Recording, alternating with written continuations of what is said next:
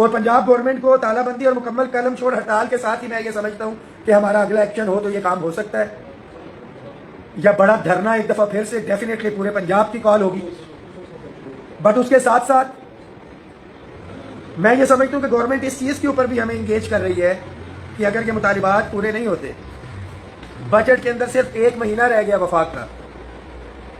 तो साथियों से भी सवाल है कि अगर वफाक के बजट के अंदर 5 या 10% इजाफा होता है तो सूबों में कितना होगा, ये जवाब आप देंगे। House rent medical convince allowance में खुदा न खास्ता अगर इस साल भी इजाफा नहीं करते तो क्या सूबों में किया जाएगा? खुदा न खास्ता अगर तमाम एडहॉक रिलीफ अलाउंसेस जो हमारा बुनियादी मुतालबा है कि इस साल जो है तनख्वाहों में जम किए जाए, अगर इस साल बजट के अंदर नहीं किए जाते तो क्या सूबों के अंदर होगा? इंशाअल्लाह ताला मंडे को हम चीज़ें फाइनल करके किस तरह से हमने तालाबंदी की तरफ जाना है, धरने की तरफ जाना है, क्या मामला करने हैं, आपसे शेयर करेंगे। वजीर आला मोहम्मद शहबाज शरीफ, मोहम्मद नवाज शरीफ, वजीर खारजा हसाक डार, फीड मास्टर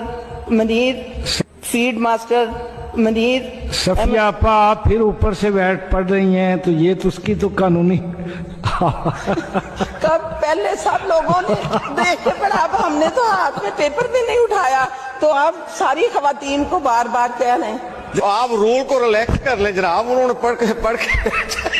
पढ़ने दें उन्हें।